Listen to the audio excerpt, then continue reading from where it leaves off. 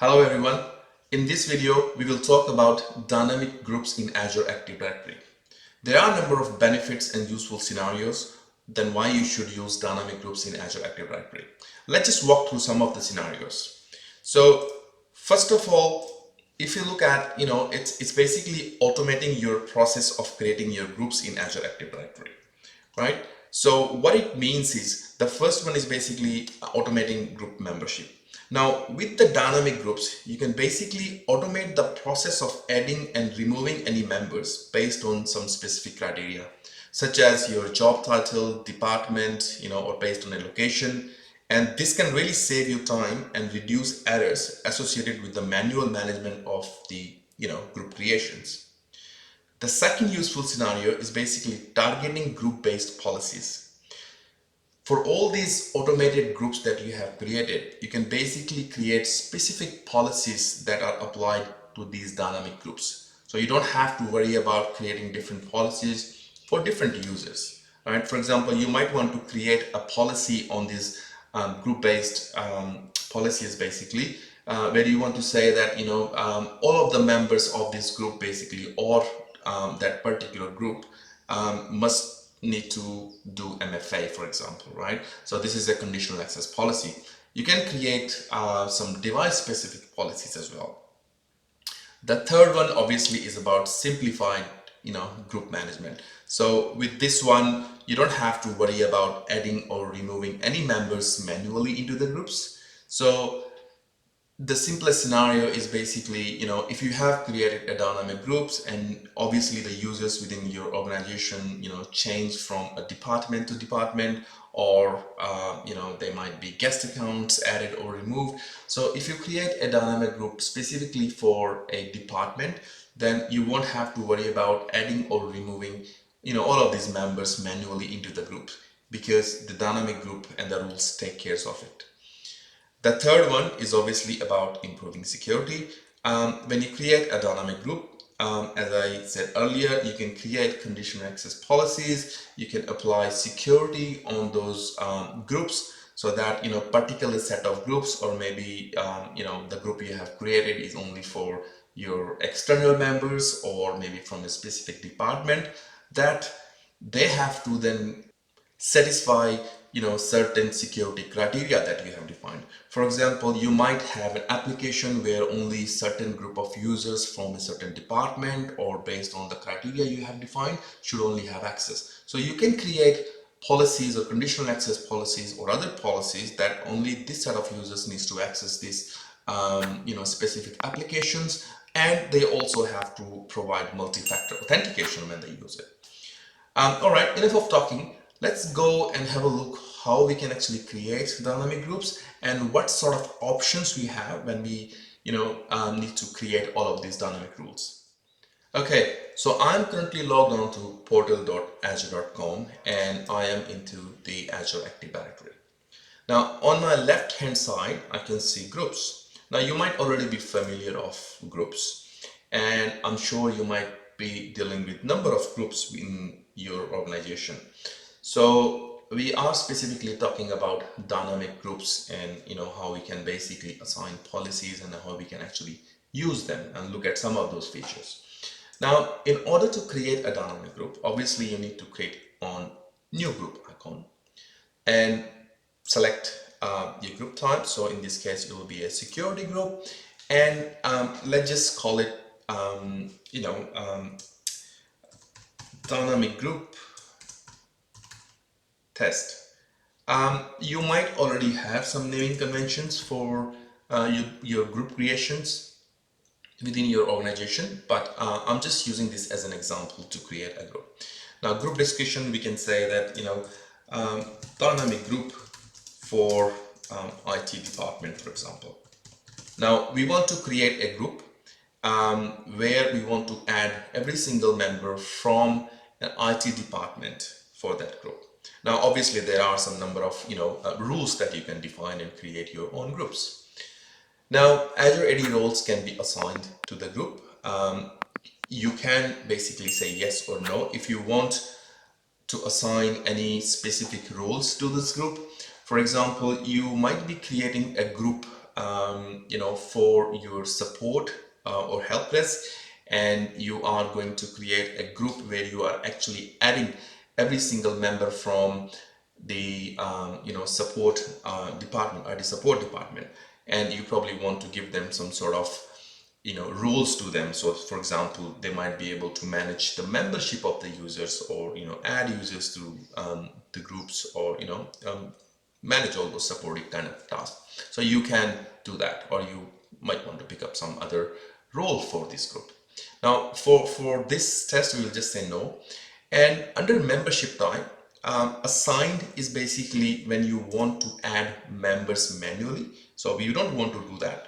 We want to create a dynamic group. So in this case, we will select dynamic user. Now you can also select dynamic device if you are creating a dynamic group, which is basically targeting some specific devices. For example, you might have some shift workers or third-party vendors, or anyone who are basically using specific devices that your organization has issued. So you can select dynamic device and apply some specific policies on the devices. Now in our test, we're just going to use dynamic user, and you can select an owner for this. Let me just put myself as owner for the group, and I'll select my name and select. And under dynamic user members, we'll create a dynamic query. Don't worry, this is straightforward. There's nothing fancy about this. Now we want to create a rule, and we want to dynamically add members to the groups where the property of that user, basically the department of that user, is IT. So for my test, I'm just basically picking up the property as a department, but there are a number of other properties which you can basically choose when you're creating dynamic groups. For example, you can select whether the account is enabled or not, or you can select a company name.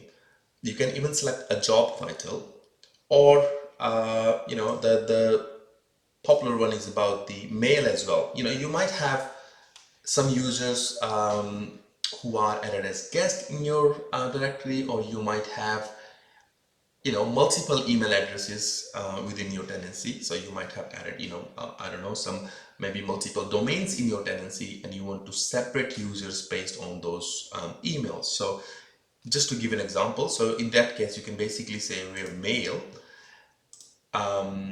we don't want to select equals because that's a user type property. You can, but obviously then you will say, the name is equals toshitb@techbytosh.com.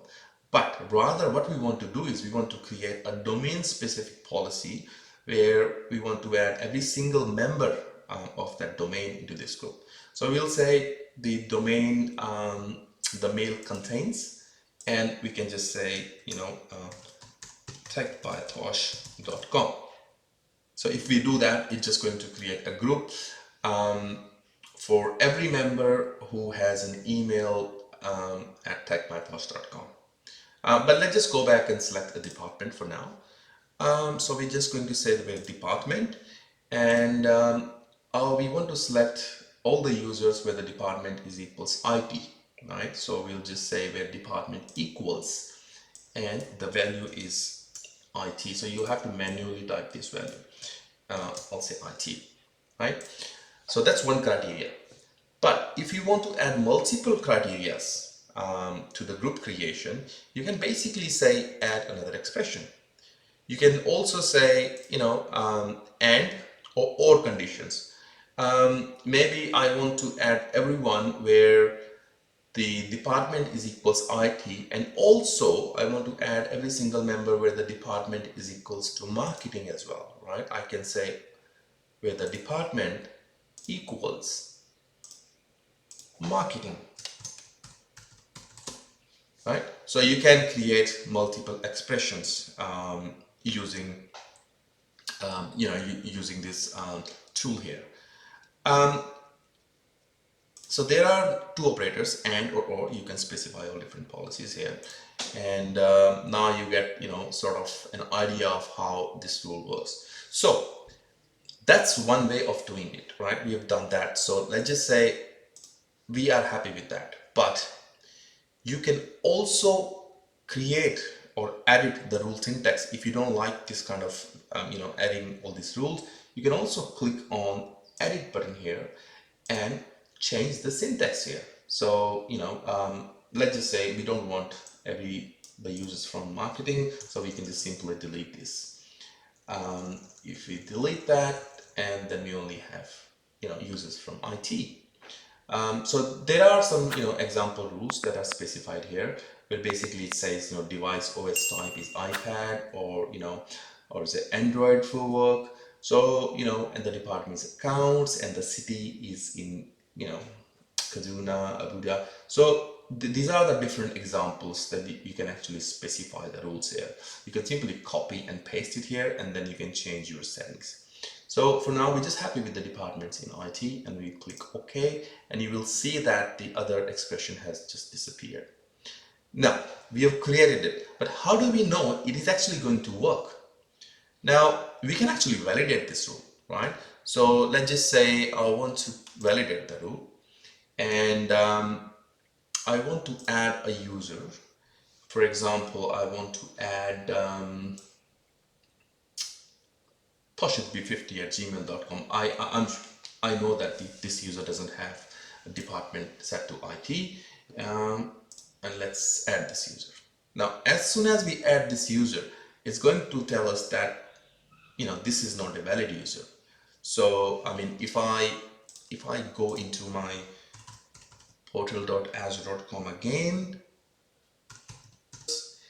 and have a look at the department, so I'll click on the Azure Active Directory and I'll click on users.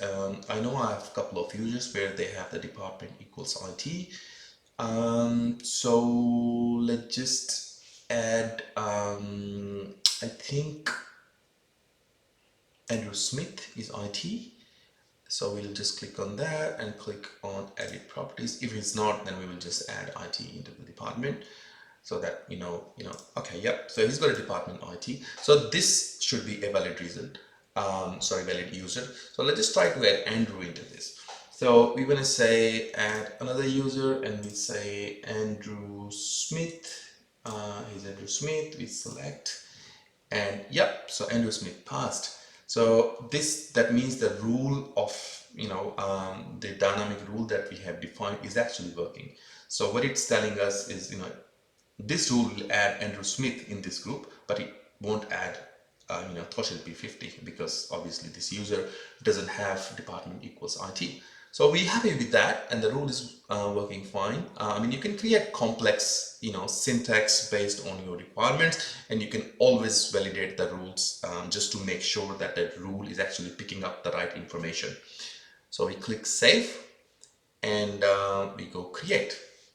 So while it's creating the group, it might take some time to basically populate all the group members. So let's just see the group first. So the group we have created was basically dynamic group. So it's still creating a group. We just need to be patient and wait for it to basically create the group. There's the group now. So the group has been created. I can now click on the group, and let's just have a look at the membership. So it hasn't populated the members yet. We can see that dynamic rule processing status is not started. So sometimes you just have to wait for the rule to process, and it doesn't take much time. Hopefully it should be populating the members really soon. So let's just wait for it and click on members now. Okay, so it has added 2 members. I had 2 members who had IT as a department. So it has created that group now. So it succeeded. We can see that it succeeded, and that was the last membership change. We can also check the dates, and this is that. Now, if at any point you want to change the rule for this group, you can always click on the dynamic membership rules and change the rule. You can either click on the edit button under rule syntax, or you can always add more expressions based on your requirements.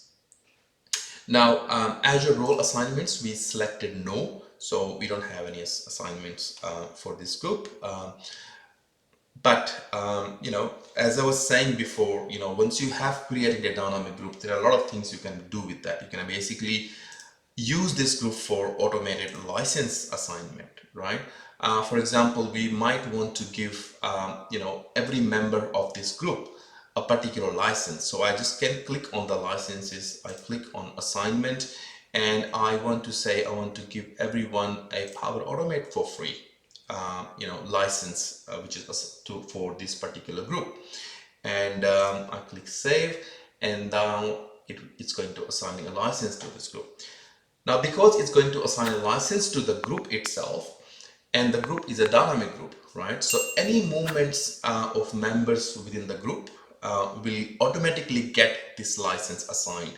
So, you can manage your E3 or E5 licensing, or whatever licenses you want to assign to these groups. You can basically, manage all that. So license management can be done through dynamic groups.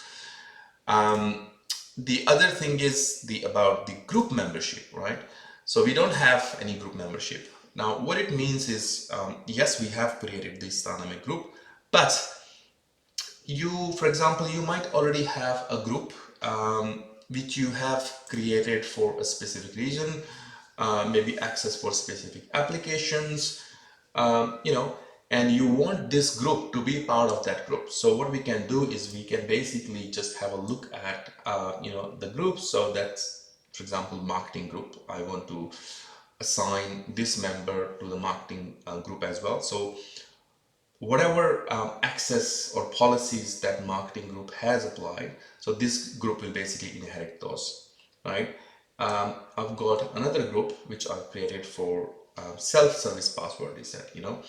I maybe want to apply the membership to this particular group.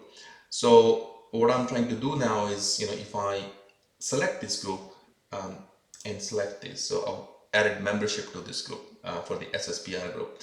Now my SSPR group, which is self-service password reset, is enabled for all the users to do self-service password resets. Now this group will then automatically inherit or be added into that group, into the SSPR group, and the members of this dynamic group will be able to perform self-service password resets.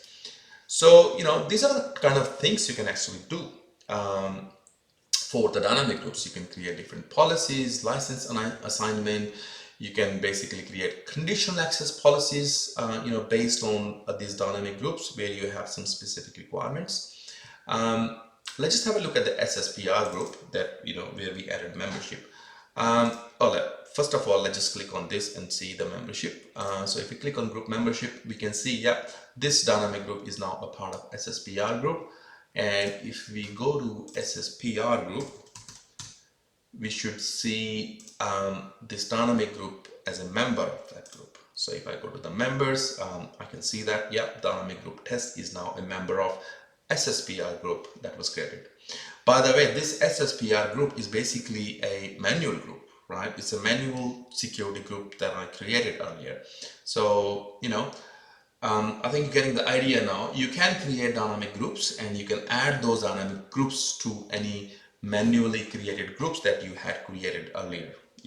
So you can basically simplify your groups creation. You can create your dynamic groups based on your department, your job titles, and then you can assign those groups to any specific groups where you want to apply the policies and permissions to those specific areas. For example, I wanted to add my dynamic group to the SSPR, where every member of this SSPR group is capable of doing self-service password reset.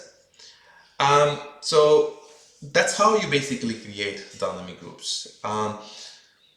Feel free to play around with the dynamic groups, play with different objects, different rules that you have created. Just try to validate your rules that you have created. There's endless, I wouldn't say endless, but there are a number of different properties that you can create your rules on. And dynamic groups are really, really useful. It makes your life really easy. So think about it. Have a go with the dynamic groups. If you have any, if you come up with any great scenarios, don't forget to leave it into the comments so others can benefit as well. But I guess that is it for today. I hope this video was useful. You got something about creating dynamic groups and how to manage, apply policies and securities on your dynamic groups in Azure AD. Please don't forget to hit like or subscribe to my channel. If you have any comments, any suggestions, don't forget to leave it under the comment sections, and I will see you next time. Thank you very much for watching.